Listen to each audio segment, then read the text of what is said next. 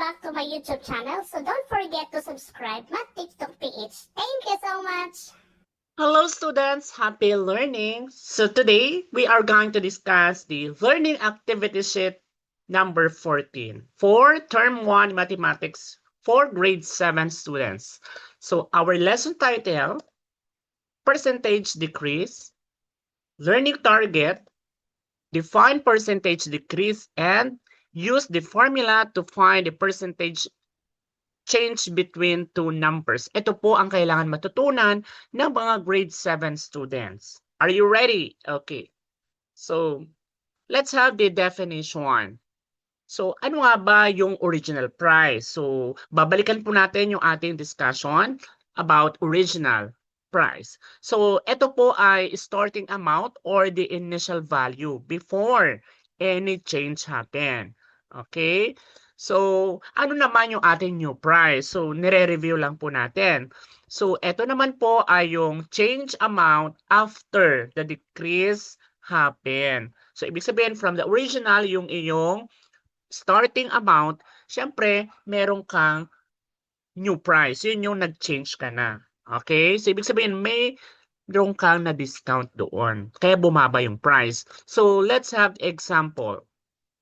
If Johan originally priced the bag at 1,200 pesos and is now selling it for 840 pesos, ibig sabihin bumaba siya. So we have to identify ano nga ba dyan ang original and new price. So the original price is very good, correct. That is 1,200 pesos.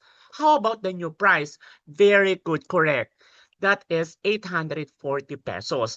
So if you are going to compare from the original to new price, magkano kaya yung binaba niya? So if the price of bag decreased from 1,200 pesos to 840 pesos, how much did the value decrease? And how we can express the change?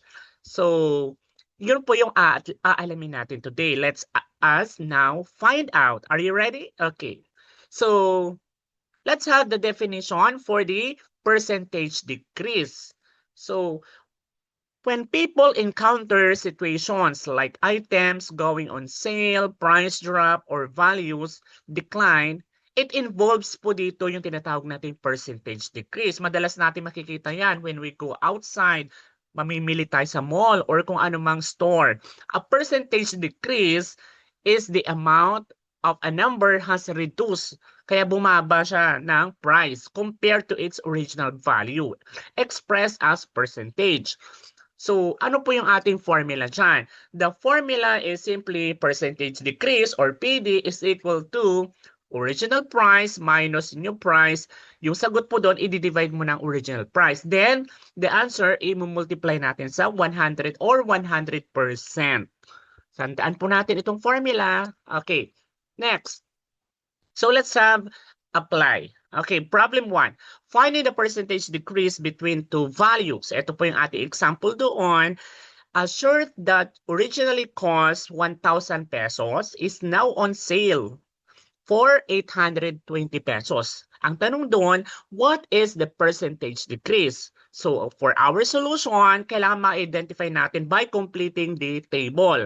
Ano nga ba yung mga given dyan? So, kailangan you have to identify first what is original price, new price, decrease in price, and the percentage decrease. So, balikan po natin yung problem. Yung 1,000 po dyan ay, saan po siya? Very good. That is original price.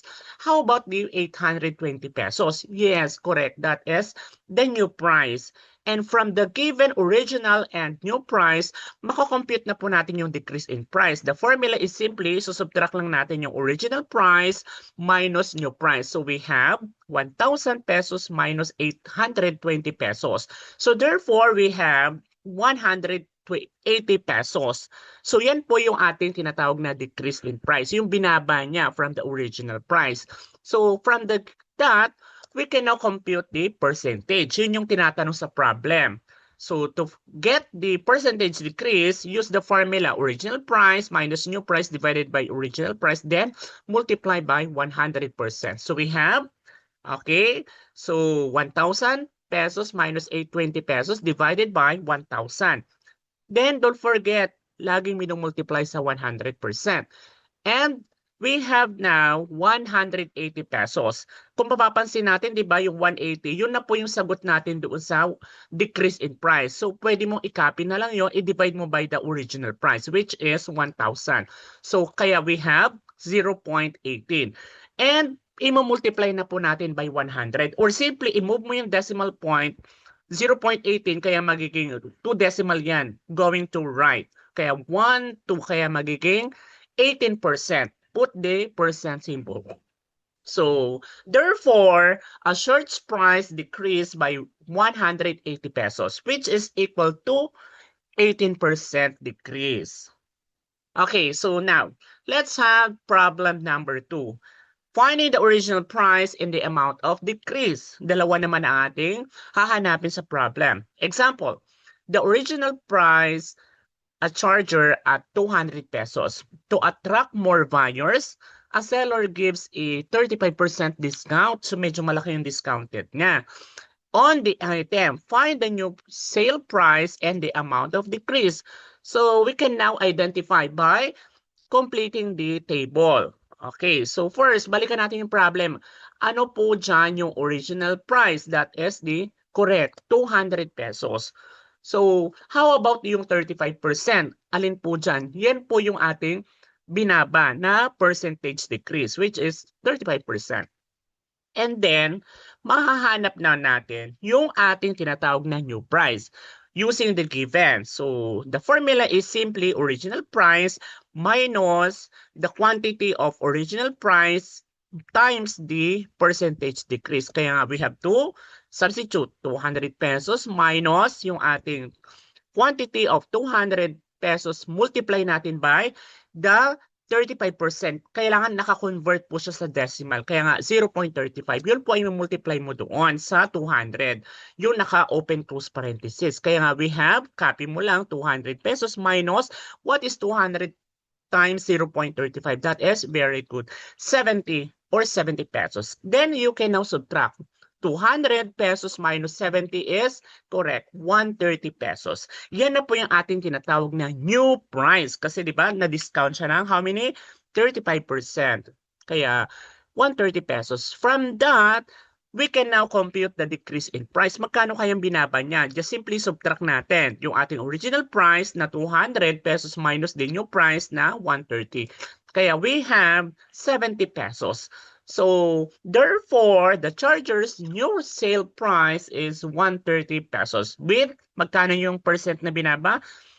That is 70 pesos, which is 35%. Yun ang katumbas.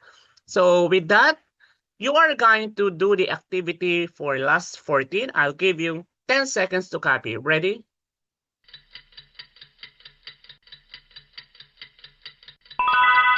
Okay, don't forget to show your solution. Bye-bye and keep safe, everyone.